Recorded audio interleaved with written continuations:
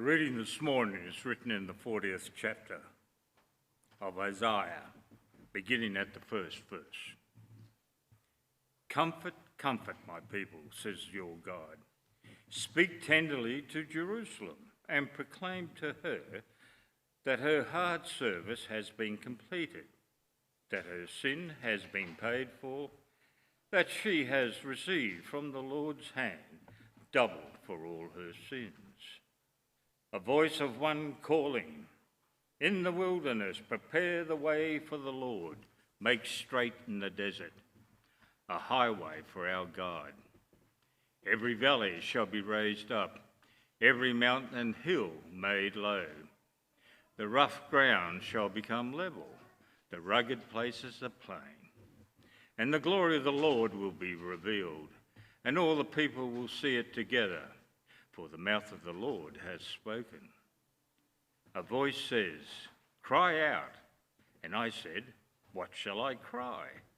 All people are like grass. All of their faithfulness is like the flowers of the field. The grass withers, the flowers fall, because the breath of the Lord blows on them. Surely the people are grass. The grass withers and the flowers fall, but the word of our God endures forever. You who bring good news to Zion, go up on a high mountain. You who bring good news to Jerusalem, lift up your voice with a shout. Lift it up, do not be afraid. Say that the towns of Judah, here is your God. See, the sovereign Lord comes with power, and he rules with a mighty arm. See, his reward is with him, and his recompense accompanies him. He tends his flock like a shepherd. He gathers the lambs in his arms and carries them close to his heart. He gently leads those that have young. For the word of the Lord.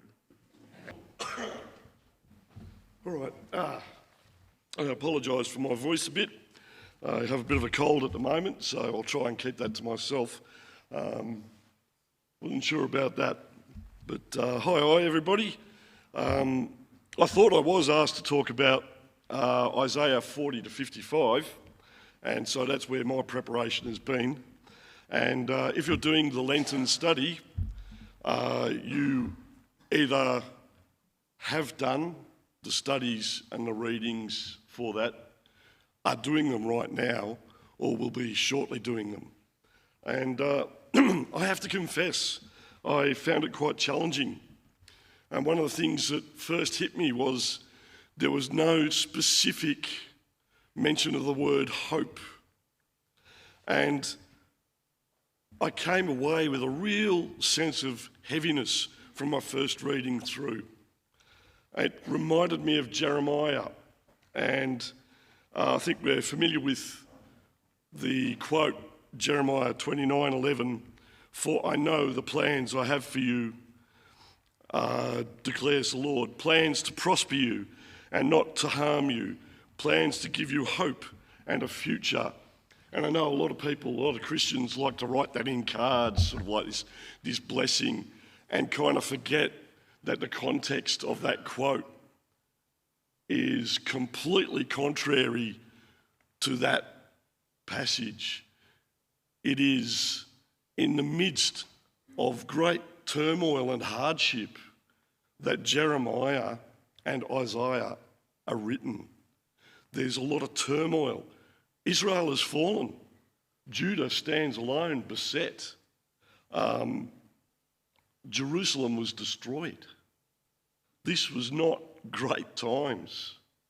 And my first reading, I was looking for that word of hope. It called to me that we live in times that are very similar to that right now. We can look around the world and see the hardship, the turmoil, the fear, the agitation in the world. And I don't know about you, but sometimes I find my heart crying out, where is the hope? The current times seem to be so devoid of hope. Where is the hope? What is hope? In our culture at the moment, it seems to be a really weak, wishy-washy sort of notion. Oh, I hope things go well. I hope this works out. I hope I win the lotto. Pretty trite. Sort of chance, fortunate circumstance. Where is the hope? As the passage, Isaiah 40 to 55, points out, it's not in the works of man. We're like grass. We're here, and then we're gone, swept away. What is hope? For us, it is and has to be more than just wishful thinking. I read through a second and a third time, and I have to say my hope was restored. And one of the things that hit me was that hope, true hope, the hope that you guys hopefully have, the hope that we have as Christians in God, underpins that notion of peace. How can we have peace? How can we have that peace beyond all understanding without hope? Simon and Jean helped point out to me that actually we can go back a bit further. That hope is underpinned by faith. And hope is an extremely powerful thing. I recall, I can't exactly remember when, but I was working at CSIRO. I was working with CSIRO back either in the mid to late 80s or through the 90s. And I came across a paper. It was either in New Scientist, Science or Nature, something of that kind. I wish I could give you the exact quotation of where that paper came from. The time, the papers, maybe you can do a Google search or something and come up with it. But I read this paper, and the paper was like a meta-study of the survival of groups in extreme survival conditions, like in the polar wastes. And it looked for common features determining the survival of those groups. And the conclusion of the meta-study was there are two key factors. And one of the first factors is either a military or a military style discipline maintained. Right, you might want to think about Weary Dunlop in Changi.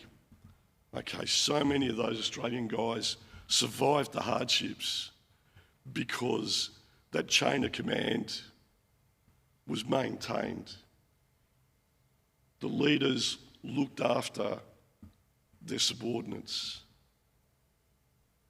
But it actually came through with something that was even more impactful. Far and away more prevalent was that the group shared faith. And this was actually overwhelmingly examples of Christian faith. So I reread those readings from Isaiah, and I realised that in all the lamentation, all of the strife and struggle and the bemoaning what was happening and what did happen, there was a theme of remembering. Remember what God has done in the past. Realise what God is doing now. And have faith in what God will do in the future and has promised. That faith leads us to hope. We can have faith and hope that God has a plan. There's a saying that I came across, and it was presented to me as an Irish saying, and I was kind of a little bit dubious about that because I know I'd heard it from somewhere else. Some of you might be familiar with the movie the best exotic marigold hotel. And it's terrific saying that comes out of that, so I will attribute that, in want of better research, to Simit Patel, but basically the saying goes like this: everything will be all right in the end. If it's not all right, it's not yet the end. So, we have hope. It's based on our faith. What now? What do we do with that hope? As Tanya mentioned last week, our hope is not to be passive. Our hope is not to sit and go, yeah, I have hope. Things will work out. Isaiah 40:55 reminds us of what God has done, what he can do. And spoiler alert for the next up-and-coming reading from the Lenten study, God has brought to fulfilment. We have faith. We have hope based on that faith and the remembrance of what God has done. We can live and act in hope, claiming the victory, living out our faith, living out our hope actively. As Hebrews 6:11 says, we can be grasping that sure and certain hope that will empower us to go in peace and confidence to serve God. Thank you, ladies.